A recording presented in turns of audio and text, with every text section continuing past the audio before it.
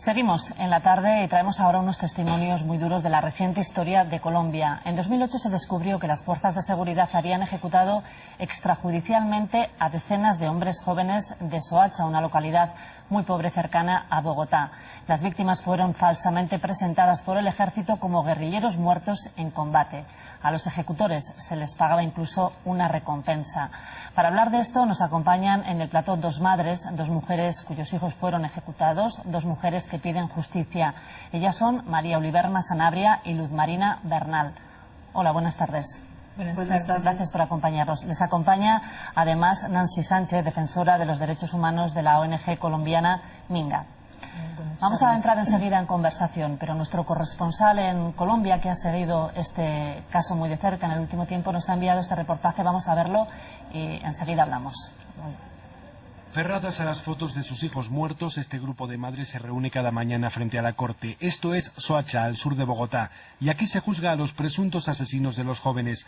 En el banquillo un grupo de militares. Se les acusa de haberlos asesinado y de hacerlos pasar por guerrilleros muertos. Todo para cobrar las recompensas que el ejército otorgaba por las bajas al enemigo. Es lo que aquí en Colombia se conoce como falsos positivos. Uno de esos jóvenes era el hijo de Luz Marina. Se lo llevaron un lunes y apareció muerto 4 días después en la otra punta del país. Apareció con vestimenta de las FARC y, según la tropa, era un líder guerrillero. Nada más lejos de la verdad. Mi hijo era de educación especial. Él tenía 26 años, pero neurológicamente era un chico de 9 años. Más casos. Al hijo de Luz Edilia le prometieron un trabajo que resultó ser falso. Se fue de casa con la idea de ahorrar dinero y comprarle una casa a su madre. 3 días después ya estaba bajo tierra. Él estaba en una fosa y encima, mi hijo fue el primero que echaron y encima habían otros 4. A ellos todos los habían rajado aquí, le sacaron todo de adentro, está en unas bolsas plásticas. Casi todas las víctimas eran gente muy pobre, habitantes de zonas míseras como este barrio de Soacha. Fueron víctimas de un sistema de recompensas en el ejército, dinero por guerrillero muerto, que acabó corrompiendo a muchos de los soldados. Nosotros consideramos que los estímulos en dinero para la tropa definitivamente van en contra del honor militar, van en contra del código de ética militar y permiten que se generen desviaciones de poder como esta que lamentablemente llora hoy el pueblo colombiano. La Fiscalía estudia más de 1.700 casos de posibles falsos positivos que involucran a más de 1.100 militares. El caso ha costado el puesto a varios altos cargos del ejército y el gobierno sostiene que se trata tan solo de un par de manzanas podridas en la institución militar. Las investigaciones son numerosas, hay varios procesos abiertos, pero la realidad a día de hoy es que hay muy pocas condenas para la cantidad de denuncias presentadas. Por el banquillo han pasado muchísimos militares, pero solo 83 han sido condenados.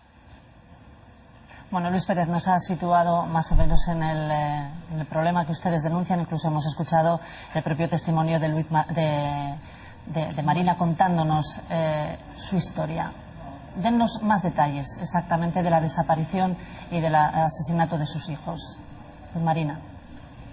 Pues realmente mi hijo desapareció el 8 de enero del 2008 y después de 8 meses de búsqueda, donde incluso la misma Fiscalía nos niega el derecho en su momento de recibir estas denuncias, nos preocupa mucho y como familia empezamos a buscarlo incluso en clínicas, hospitales y hasta la misma indigencia, pensando que nuestros hijos, por ejemplo en el caso mío, que mi hijo haya sufrido un accidente, lo hubiesen drogado, pero es una búsqueda ardua, muy pesada, donde el 16 de septiembre me llama la doctora Diana Ramírez de Medicina Legal y me informa que mi hijo se encuentra en Ocaña, norte de Santander, donde me muestra la foto de él y veo que los impactos de bala que él ha recibido ha destrozado parte de su rostro y pues nos reunimos con otras 3 madres, viajamos a Ocaña, norte de Santander el 23 de septiembre, donde efectivamente nuestros hijos se encuentran en diferentes cementerios. El mío se encuentra en el cementerio central de Ocaña con 6 cadáveres más. Los otros 3 chicos se encuentran en la vereda Las Liscas, donde pregunto afanosamente por qué la separación de esto. Y nos dicen que el cementerio está suturado de tantos NNs que ingresan a este departamento y vemos que solamente el caso de Soacha no es el único, sino es masividad de casos. María, su historia. Buenas tardes, mi nombre es María Guillermo Sanabria, madre de Jaime Steven Valencia. Él es mi niño, un niño de 16 años. Él fue desaparecido el 6 de febrero de 2008, después de tanta búsqueda, de tanto tiempo. Después de 8 meses lo encontramos en Norte de Santander, en una fosa común. Yo cuando llegué a la fiscalía de allá de Ocaña, yo pregunté que por qué el niño aparecía ahí. Entonces me dijeron que era que había sido muerto en combate, que el ejército lo había matado, que era un guerrillero. Yo le dije, él no es ningún guerrillero, que yo sepa, él no conoció ni las armas, porque él nunca, de pronto conoció las armas, pero por televisión. Entonces me dijeron que sí, que le había matado el ejército en combate. Más sin embargo, cuando yo fui a medicina legal en Bogotá, yo le vi que tenía la ropita con la que se había ido, que era con una camisa roja y una chaqueta azul de jean. Cuando vamos por él allá a Ocaña, le habían cambiado la ropita, o sea que el cuerpo lo manipularon después de muerto. Él tenía una camisa azul de rayas. El levantamiento lo hizo el ejército. Yo llevé a mi niño, le di cristiana sepultura el 2 de noviembre del 2008. Después empezaron las amenazas el 7 de marzo y me llegó la primera amenaza, que fue directa.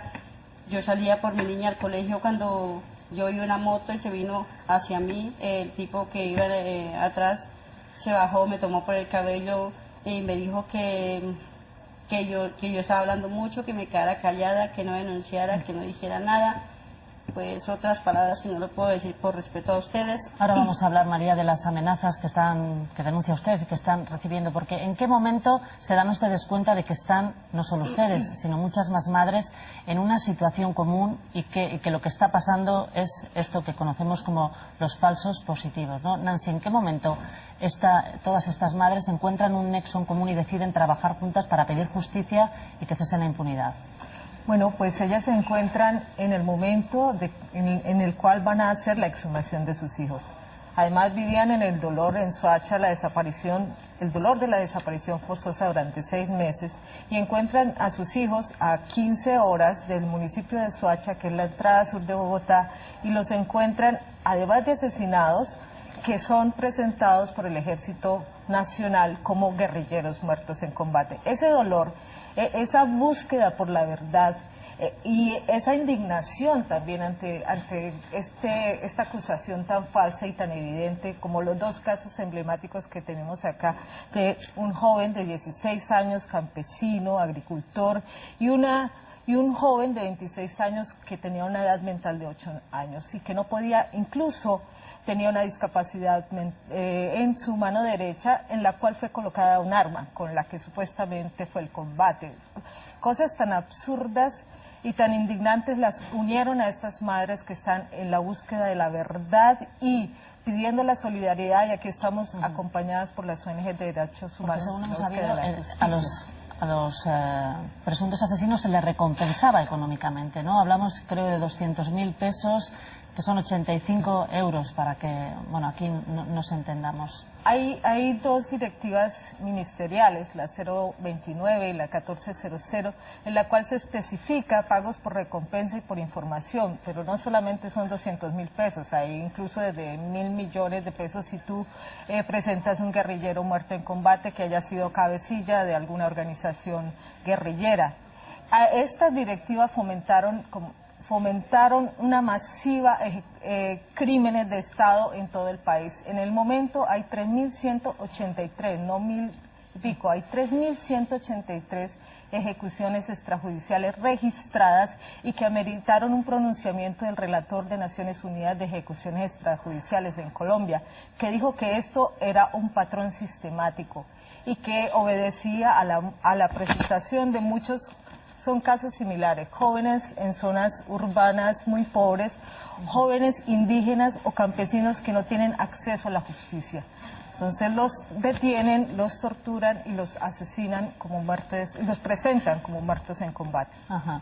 Y Denuncian ustedes la impunidad. Escuchábamos a nuestro corresponsal que había habido algunos juicios. ¿En qué situación legal está? Porque también hubo muchas detenciones y después los militares, o buena parte de ellos, fueron puestos en libertad. ¿En qué situación se está? ¿Por qué se habla de impunidad?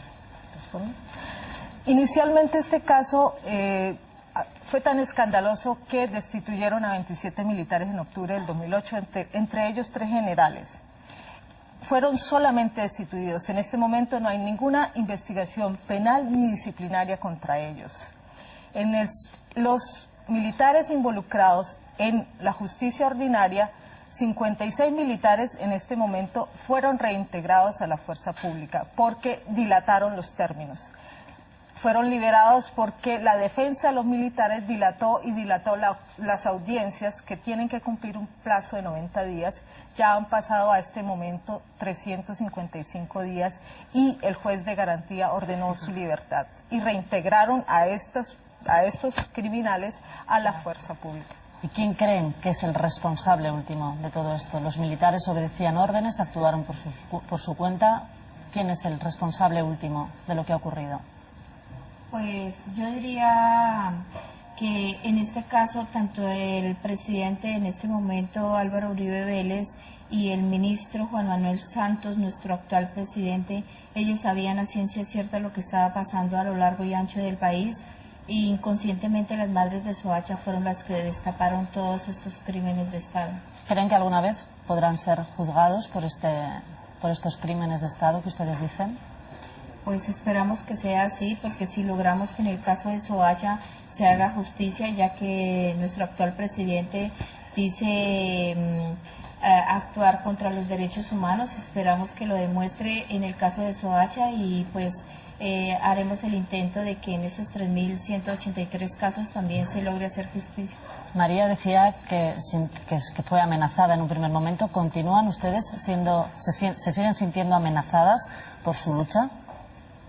Pues la verdad sí, porque la última amenaza que llegó el 16 de junio, venía con nombres donde mencionaba a la señora Luz Marina y me mencionaba a mí y traía una bala.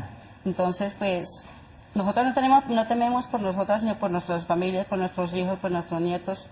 Y ahorita cuando lleguemos a Colombia pues yo creo que la represalia va a ser más terrible por lo que hemos salido a denunciar. Porque han salido a denunciarlo sí, claro, fuera, ¿no? Sí. Bueno, María, Luz Marina, Nancy, gracias por traernos sus testimonios y suerte en su lucha. Muy amable. Buenas noches. Gracias.